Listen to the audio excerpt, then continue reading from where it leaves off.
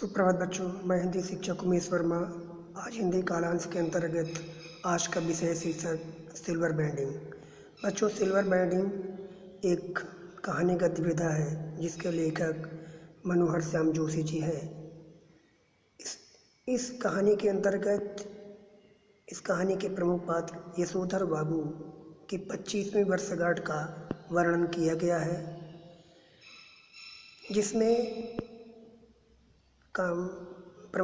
जिसके प्रमुख पात्र यशोधर बाबू और उनके परिवार के सदस्य में घरेलू, वैचारिक हर प्रकार से टकराव की स्थिति है। उनके परिवार के सदस्य आधुनिक परिवेश को मानने वाले हैं, आधुनिक युग में ढले हुए हैं, जबकि यशोधर बाबू पुराने रीति रिवाज परंपराओं को लेकर चलने वाले या पुरानी परंपराओं को समेटे हुए हैं। इनमें विचारधाराओं का द्वंद्व है, ठीक है। इसमें समहाउ इम्प्रॉपर जो दो जुमले हैं, इसका मतलब ये है कि अनुचित, यहाँ पर उचित और अनुचित विचारधाराओं का संगम है, मेल है, जिसमें लेखक मनोहर श्याम जोशी द्वारा इस पाठ के अंतर्गत पात्र के रूप में यशोधर बाबू के संपूर्ण जीवन को समाहित किया है। चलिए बच्चों, पाठ की ओर आगे बढ़ते हैं। ध्यान दीजिए, इसमें जो पहला बिंदु है, दफ्तर ऑफिस का दृश्य। ध्यान दीजिए, थोड़ा सा पढ़ते हैं। दफ्तर में सेक्शन अफसर यशोधर पंत ने जब आखिरी फाइल का काम पूरा किया तो दफ्तर की घड़ी में 5:25 हुए थे। वे अपनी घड़ी सुबह शाम रेडियो समाचारों में से मिलाते हैं, इसलिए वे दफ्तर की घड़ी को सुस्त बताते हैं। इनके कारण अधीनस्थ को भी 5 बजे के बाद भी रुकना पड़ता है। वापसी के समय के वे किसंदा की उस परंपरा का निर्वाह करते हैं जिसमें जूनियरों से हल्का मजाक किया जाता है। दफ्तर में नए असिस्टेंट चड्डा के चौड़ी मोहरी वाले पतलून और ऊंची एड़ी वाले जूते पंत को समाहौरी पर मालूम होते हैं, ठीक है। यहाँ पर बात यह है कि इस पाठ में यहाँ पर जो बताया जा रहा है कि चूँकि दफ्तर का दृश्य है, यशोधर बाबू किसनंदा को अपना आदर्श मानते थे, उनके बताए हुए रास्ते पर चलते थे, उनके हर कार्यों का, हर उनके द्वारा प्राप्त ज्ञान का अनुसरण करते थे और ऑफिस में भी आने जाने में समय के बहुत पक्के थे। चूँकि 5:25 हो गए हैं और भी जो कर्मचारी हैं यहाँ पर, वो भी घर जाने के लिए उत्सुक है और यहाँ पर वो चूँकि यशोधर बाबू भी बैठे हुए हैं, सेक्शन ऑफिसर के पद पर है, तो वहाँ पर और जो कर्मचारी उनको भी बैठना पड़ रहा है। लेकिन यहाँ पर चड्डा एक लिपिक है, असिस्टेंट ग्रेड का एक लिपिक है, उसके वेशभूषा पर समाहौरी पर मालूम हो रहा कि इनको यहाँ पर लेखक यशोधर बाबू को, क्योंकि लेखक यशोधर बाबू आधुनिक परिवेश से दूर है और इस प्रकार से चड्डा जो असिस्टेंट ग्रेड का जो लिपिक है, उसकी वेशभूषा को वो व्यर्थ, अनुचित समझते हैं। ध्यान दीजिए कि उसने थोड़ी बदतमीजीपूर्ण व्यवहार करते हुए पंत जी से चूनेदानी का हाल पूछा। यहाँ पर चूनेदानी हल से तात्पर्य है उनकी घड़ी में कितना टाइम हो गया। पंत जी ने उसे जवाब दिया कि चड्डा ने पंत जी का कलाई थाम ली और कहा कि यह पुरानी है, ठीक है। लेकिन यहाँ पर जो चड्डा लिपिक है, वो उन्हें कलाई पकड़ करके क्या कहता है कि ये पुरानी है ना। तो अब तो डिजिटल जापानी घड़ी ले लो। कौन कहता है? चड्डा कहता है। इस किसको? यशोधर बाबू को। सस्ती मिल जाती है। पंत जी उसे बताते हैं कि यह घड़ी उन्हें शादी में मिली है, यह घड़ी भी उनकी तरह पुरानी हो गई है और अभी तक यह सही समय पर बता रही है। देखिए, यहाँ पर चूँकि डिजिटल घड़ी के बाद लिपिक चड्डा के द्वारा कहा जाता है, लेकिन वो उसको बताते हैं कि उनकी शादी में मिली हुई घड़ी है और यह घड़ी भी उनकी तरह आज पुरानी हो गई है, लेकिन बिल्कुल सही समय बता रही है आज भी। ठीक है, ध्यान दीजिएगा। इस तरह जवाब देने के बाद एक हाथ बढ़ाने की परंपरा पंत जी ने अल्मोड़ा के रेमजे स्कूल में सीखी थी। ऐसी परंपरा किसनंदा के क्वार्टर में भी थी। जहाँ यशोधर को शरण मिली थी, किसनंदा 2 कुंवारे और पहाड़ी लड़कों के आश्रय देती थी। पंत जी जब दिल्ली आए तो उनकी उम्र सरकारी नौकरी से के लिए कम थी। जब किसनंदा ने उन्हें मेस पर रसोइया बना कर रख लिया, उन्होंने यशोधर को कपड़े बनवाने व घर पैसा भेजने के लिए 50 रुपये दिए। इस तरह स्मृतियों में खो गए। ठीक है, अब यहीं पर बैठे बैठे उनके जो किसनंदा जो उनके पूर्वज थे, पूर्वज कहने का तात्पर्य जो उनके पहले यहाँ दिल्ली में रहते थे और यशोधर वहाँ से आकर के पहले उन्हीं के पास शरण ली। ठीक है, और उन्हीं के आदर्श पर चलते थे और उनकी यहाँ रसोइयों में कार्य करते थे। और यदि उस समय नौकरी के लिए भी किसनंदा के द्वारा तलाश की गई, लेकिन कम उम्र के कारण लेखक को नौकरी मतलब यशोधर बाबू को नौकरी नहीं मिलती है। ध्यान दीजिए आगे। इस तरह स्मृतियों में खो गए और किसनंदा को के बारे में सोचने लगे। तभी चड्डा की आवाज़ में जागृत हुए और उस चड्डा ने जैसे ही उनको आवाज़ दी, पुनः वो जागृत अवस्था में हुए, सुस्त अवस्था से जागृत हो गए। मीनन द्वारा शादी के संबंध में पूछे गए सवाल का जवाब देते हुए कहने लगे, now let me see I was married on 6 February 1947, यानी 6 फरवरी 1947 को उनका विवाह हुआ था। उन्होंने अपने शादी का जो दिनांक है उन्होंने बताया। ठीक है, इस प्रकार से ध्यान दीजिएगा। उन्हीं के बीच में बैठे और जो कर्मचारी थे उनमें से एक ने इधर उधर जोड़ तोड़ करके हिसाब लगाया कि आज उनका शादी का सालगिरह है। ठीक है, और वो भी 25वीं वर्षगांठ। ठीक है, ध्यान दीजिए। इसके बाद यहाँ पर क्या होता है कि उसके सभी लोग उनको पार्टी के लिए कहते हैं और वहीं पर मिष्ठान के लिए चाय, बिस्की, कोल्ड ड्रिंक मंगवाने के लिए कहते हैं। लेकिन यशोधर बाबू 10 रुपये निकाल कर देते हैं, लेकिन इतने में कार्य नहीं बन पाता, ताकि उनसे और पैसे की मांग की जाती है।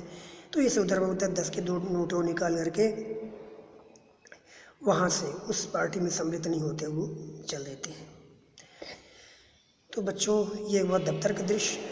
अगला जो बिंदु है, भजन के प्रति आत्मिक लगाव एवं आस्था।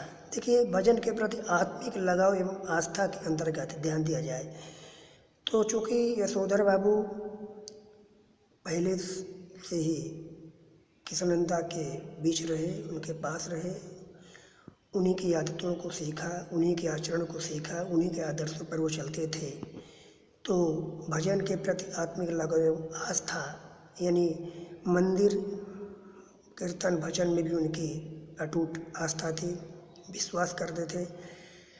तो प्रतिदिन का नियम था कि यशोधर बाबू दफ्तर से निकलने के बाद वह मंदिर जाया करते थे, बिड़ला मंदिर जाया करते थे। वहाँ बैठ कर के प्रवचन, कीर्तन, भजन आदि सुना करते थे।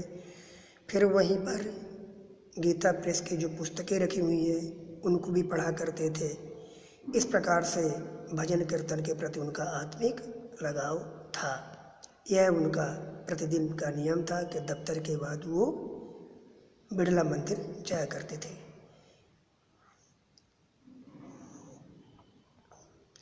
चले बच्चों, बिड़ला मंदिर जाने के बाद वहाँ से वो पहाड़गंज साग सब्जी लेने जाते थे।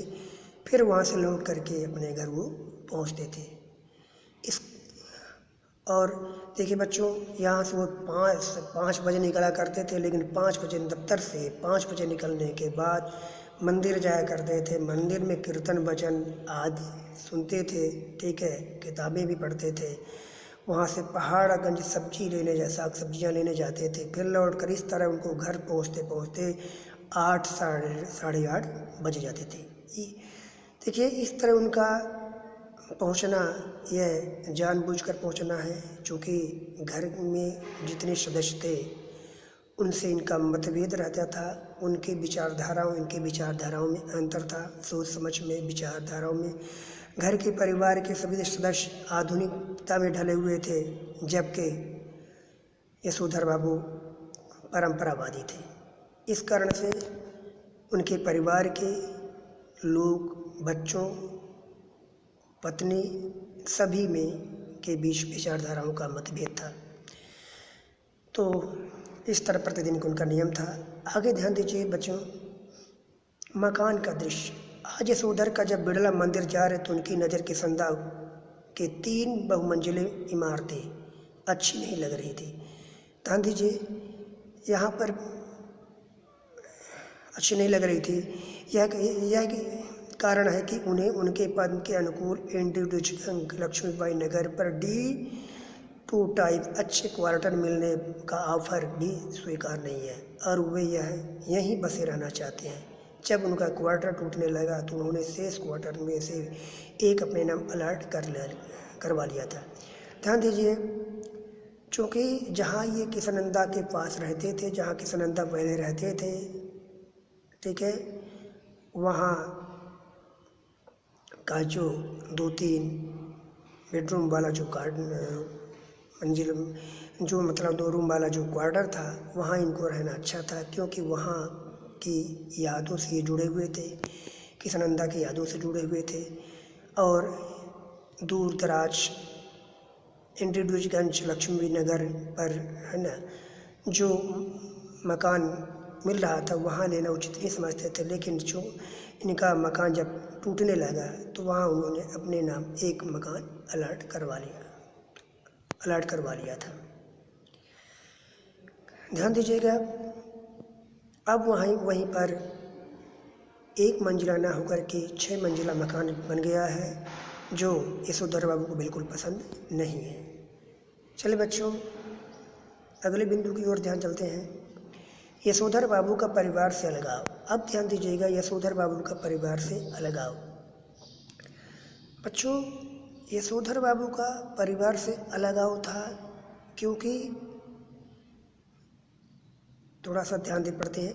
पिछले कई वर्षों से यशोधर बाबू का अपनी पत्नी व बच्चों से हर छोटी बड़ी बात पर मतभेद होने लगा। इसी वजह से उन्हें घर जल्दी लौटना अच्छा नहीं लगता था। बच्चों, मैंने पहले ही बताया कि उनकी विचारधारा और घर परिवार वालों की विचारधारा में काफ़ी अंतर था। इस कारण से वो जानबूझकर लेट लौटते थे घर, ठीक है। उनका बड़ा लड़का एक प्रमुख विज्ञापन कंपनी में नौकरी पर लग गया। उनका जो बड़ा बेटा था वो विज्ञापन कंपनी पर नौकरी करने लगा, ठीक है।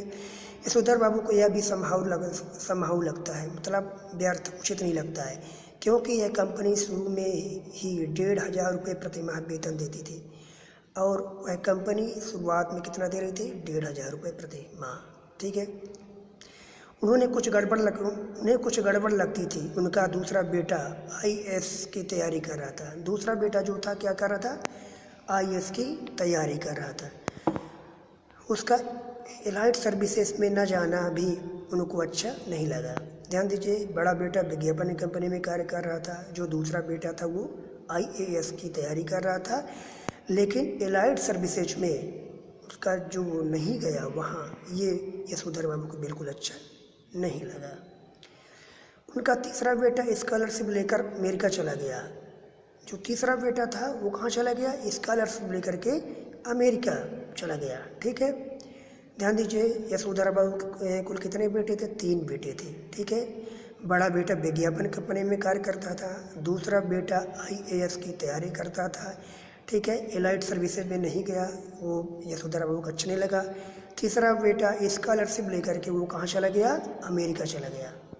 चलिए, एक बेटी भी थी, ठीक है। उनकी एकमात्र बेटी शादी से इनकार करती है, साथ ही वह डॉक्टरी की उच्चतम शिक्षा के लिए अमेरिका जाने की धमकी भी देती है। वे अपने बच्चों की तरक्की में खुश हैं, परंतु उनके साथ सामंजस्य नहीं बैठा पाते। देखिए, यहाँ पर इस कहानी के प्रमुख पात्र यशोधर बाबू का दिखाया गया, उनके परिवार के बारे में बताया गया कि उनके जो बच्चे हैं, बड़ा बेटा विज्ञापन कंपनी में कार्य करता है, दूसरा IAS की तैयारी करता है, लेकिन एलाइट सर्विसेज में कार्य में नहीं गया, ये उनको पसंद नहीं था। तीसरा बेटा अमेरिका में स्कॉलरशिप लेकर के अमेरिका चला गया। लेकिन जो एक बेटी थी, ठीक है, वह भी उन्हें बाद में धमकी दिया करते थे कि वह भी डॉक्टरी की डिग्री लेने कहाँ जाएगी? अमेरिका। ध्यान दीजिएगा। यशोधर की पत्नी संस्कारों से आधुनिक नहीं है, परंतु बच्चों के दबाव से मॉडर्न बन गई है। देखिए, संस्कार से आधुनिक तो नहीं थी उनकी पत्नी, लेकिन चूंकि बच्चों के दबाव के कारण, उनके बीच रहने के कारण वह भी मॉडर्न या आधुनिक बन गई है। शादी के समय भी उसे संयुक्त परिवार का दबाव झेलना पड़ा था। यशोधर ने उसे आचार व्यवहार के बंधनों में रखा। अब वह बच्चों के पक्ष लेती है तथा खुद भी अपनी सहूलियत के सामने यशोधर की बातें मानने की बात कहती है। ठीक है, ध्यान दीजिए, यहाँ पर पत्नी की यह बताई गई है कि वह भी अब चूँकि आधुनिकता से ढल गई है, बच्चों के बीच रहने लगी है, और यहाँ पर जो है वह उनकी बातों को नकारती है, और इस कारण से पत्नी का भी विचार यशोधर बाबू से नहीं मिलता है। अगला बिंदु है यशोधर का किशननंदा के प्रति स्मरण भाव। अब ध्यान दीजिए, यशोधर बाबू किशननंदा को अपना आदर्श मानते थे। बचपन में शुरुआत में यशोधर बाबू ही नहीं बल्कि उनके गांव के सभी लोग आकर के दिल्ली आते थे और दिल्ली में किशननंदा के पास रहते थे। ठीक है, गांव पहाड़ी जंगलों से आकर के जो लोग दिल्ली में आकर के किशननंदा के साथ रहते थे, और किशननंदा कहीं ना कहीं उनकी नौकरी में उनको दिलवा दिया करते थे। ठीक है, तो ध्यान दीजिए, यहाँ किशननंदा को स्मरण करते हैं, याद करते हैं, उनके आदर्शों को याद करते हैं, उनके साथ रहना, हंसना, बोलना, उनके द्वारा प्राप्त शिक्षा को याद करते हैं। ठीक है, उनके बीच किस प्रकार से वो रहे और किस प्रकार से और सारे लोग आकर के उनके पास रहते थे, और ये सारी चीज़ें किशननंदा को याद करने लगते हैं। और साथ ही ये भी याद करते हैं कि किशननंदा कहा भी करते थे कि विवाह करना बेकार है। लेकिन जब वो किशननंदा की बुढ़ापा के बारे में सोचते हैं, किशननंदा जब अपनी नौकरी से रिटायर हो गए थे, उस दौरान दिल्ली में रहने के लिए उन्हें किसी ने शरण नहीं दी और उन्हें गांव जाना पड़ा, और गांव पहुंचने पर 1 वर्ष बाद उनकी मृत्यु हो गई। तो इस प्रकार से है ना, यहाँ किशननंदा के बारे में यशोधर बाबू जो है स्मरण करते हैं, उनके बारे में सोचते हैं।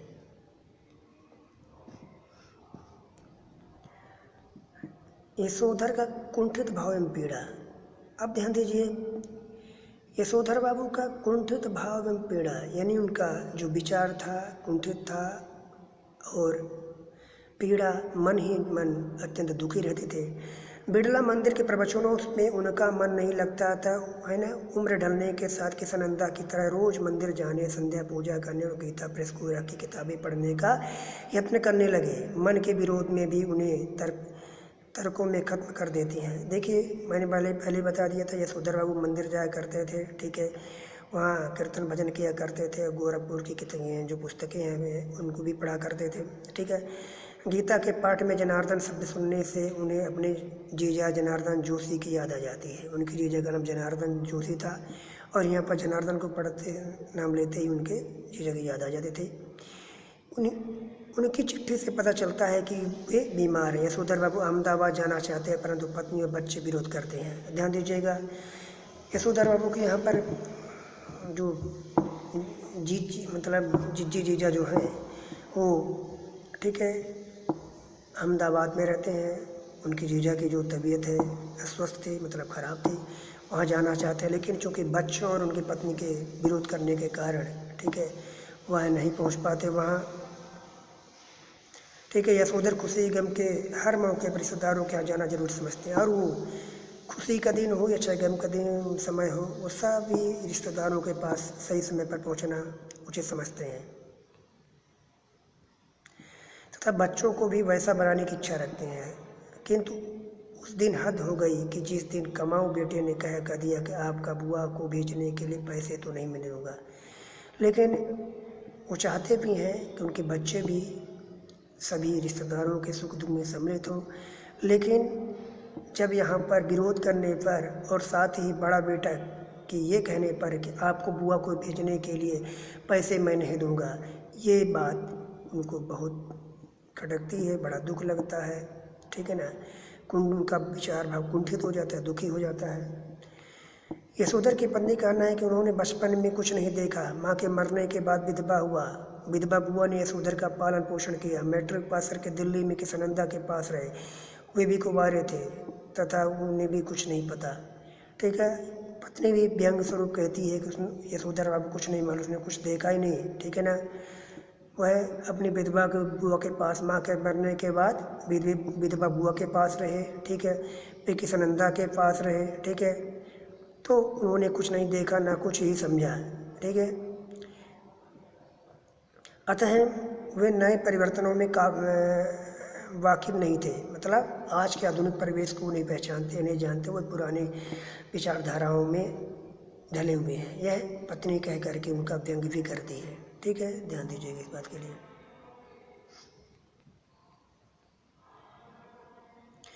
जब तक किशनंदा दिल्ली में रहे तब तक यशोधर बाबू ने उन्हें प्रतिष्ठ और उत्साही कार्यकर्ता की भूमिका पूरी निष्ठा से निभाई, ठीक है।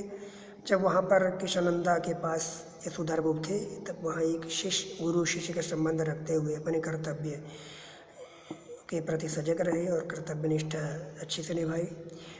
उनके जाने के बाद घर में होली हंगामा, रामलीला के क्वार्टर का एक कमरा देना, जनेऊ पुण्यों के दिन सब कुमायूनियों को जनेऊ बदलने के लिए घर पुराना आदि कार्य वे पत्नी व बच्चों के विरोध के बावजूद करते हैं, है ना। यानी कुछ ऐसे जो बताया गया है, इसमें दिखाया गया है, आदि सारे जो कार्य हैं पत्नी और बच्चों के विरोध के बावजूद भी वो करना उचित समझते हैं।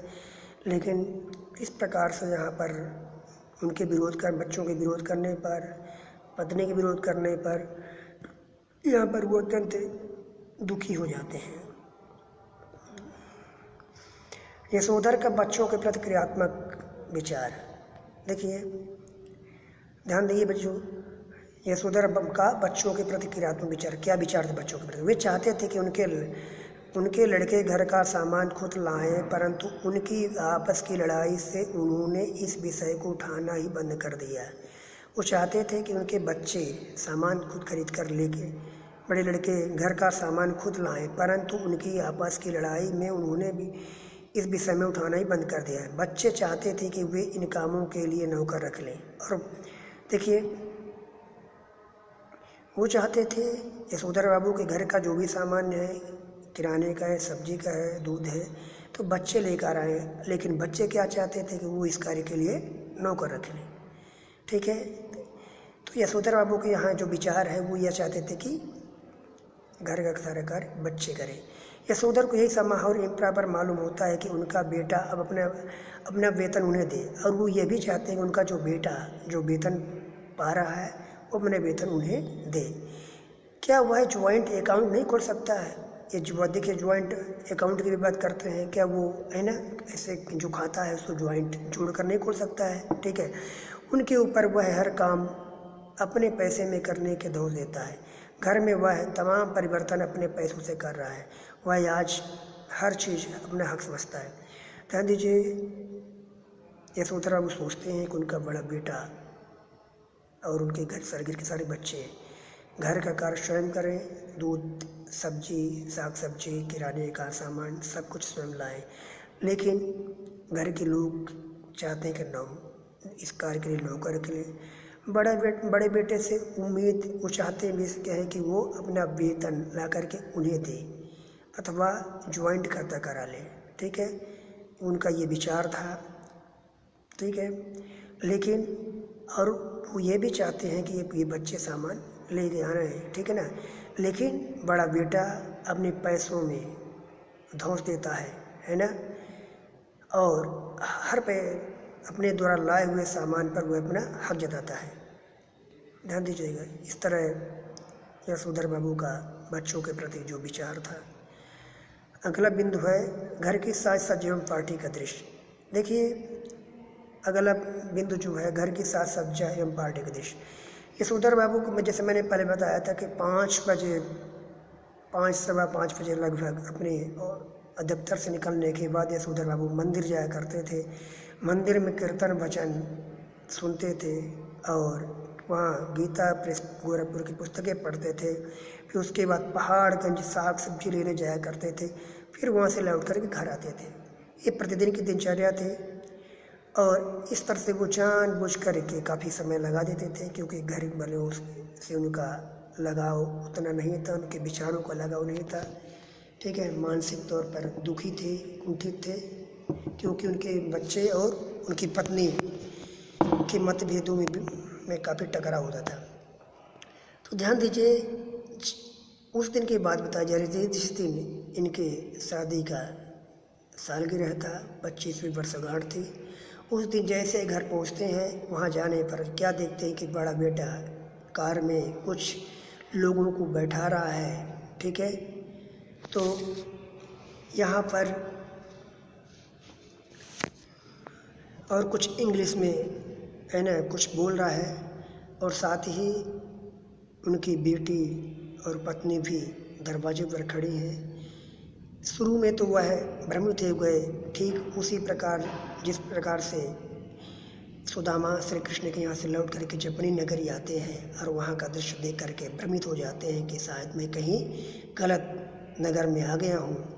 ठीक इसी भांति जब वो अपने घर का दृश्य देखते हैं तो गुब्बारे, ठीक है, रंग बिरंगे लाइटें, ठीक है, कुछ कागज के द्वारा सजाया गया है, इन सब दृश्य को देख करके स्वयं क्षण भर के लिए भ्रमित हो जाते हैं। लेकिन जब बड़े बेटे और अपनी बेटी पत्नी को देखते हैं तो समझ में आता है कि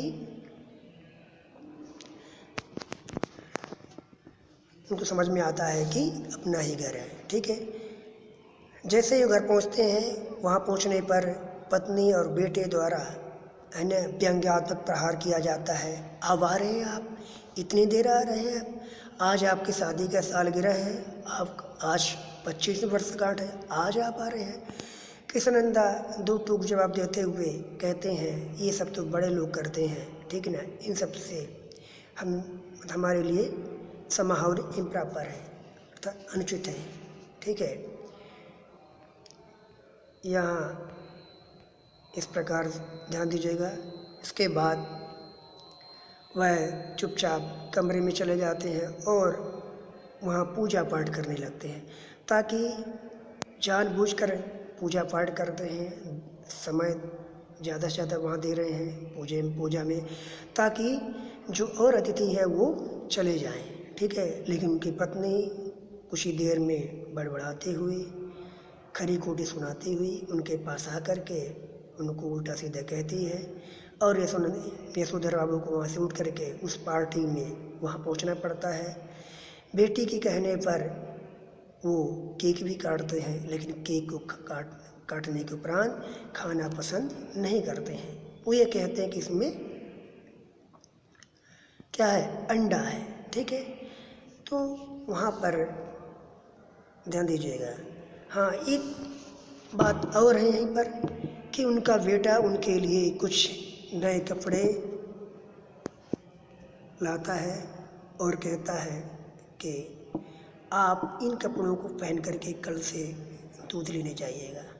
इस बात से यशोधर बाबू को भी बड़ा दुख लगता है कि उनका बेटा स्वयं ये नहीं कहता कि कल से हम दूध लेकर आएंगे, बल्कि नए कपड़े दे करके दूध लाने के लिए मुझे कह रहा है। ठीक है बच्चों, इस पाठ में ये भी है कि बीच में जो बच्चे हैं उन्हें, चूँकि यशोधर बाबू पुरानी परंपरा को मानने वाले थे, ठीक है, सीधे साधे सरल स्वभाव के थे। वो चूँकि थे तो सेक्शन ऑफिसर के पद पर, लेकिन वह साइकिल से, ठीक है, अब दफ्तर जाया करते थे। बच्चे बार बार बीच बीच में व्यंग किया करते थे कि साइकिल से तो चपरासी जाता है, ठीक है, आप स्कूटर ले लीजिए। लेकिन वो सब इन नए, ठीक है, टेक्नोलॉजी आधुनिकता पर ढले नहीं थे, इस चीज़ को स्वीकार करना उचित नहीं समझते थे। ठीक है, बेटी भी शादी से भी इनकार करती है, यह भी उन्हें पसंद नहीं है। बेटा भी, ठीक है, विज्ञापन कंपनी में जाता है, लेकिन जो भी सामान लाता है, सोफ़ा सेट और कूलर, फ्रिज, इन सब चीज़ों को यशोधर बाबू व्यर्थ, समाहौर, इम्प्रॉपर समझते हैं। लेकिन इस पाठ में सबसे महत्वपूर्ण बात यही है कि इस पाठ में यशोधर बाबू और उनके बीच के जो परिवार के उनके बच्चे और जहाँ तक उनकी पत्नी, इन सब का यशोधर बाबू के प्रति विचारों के रूप में काफ़ी मतभेद है। ठीक है, यशोधर बाबू पुरानी परंपरा को मानने वाले हैं और जो लड़की यानी उनके लड़की लड़के बच्चे पत्नी पूर्ण रूप से आधुनिकता को मानने वाले हैं। तो यहाँ पर दो विचारधाराओं में द्वंद्व दिखाई दिया है। तो इस प्रकार से इस कहानी का जो निष्कर्ष है इसमें यह निकलता है कि जो पात्र हैं पुरानी परंपरा को मानने वाले हैं, आधुनिकता से बेपरे हैं, दूर हैं। ठीक है, और इस प्रकार से उनके विचारधाराओं और आधुनिकता की विचारधाराओं में काफ़ी मतभेद है। तो यशोधर बाबू यहाँ पर पुरानी परंपरा को मानते हुए कुंठित भाव और दुख पीड़ा से दुखी दिखाई देते हैं। साथ ही किष्णनंदा के आदर्शों पर चलते हैं, अपने लीक को छोड़ना नहीं चाहते हैं और उनके परिवार वालों को ये उनका रहन सहन खान पान यानी उनके परिवार वालों को और यशोधर बाबू को ये किसी को एक दूसरे को प्रति उचित नहीं है। तो बच्चों इस प्रकार से इस कहानी का जो सार था यही समाप्त हुआ। धन्यवाद बच्चों।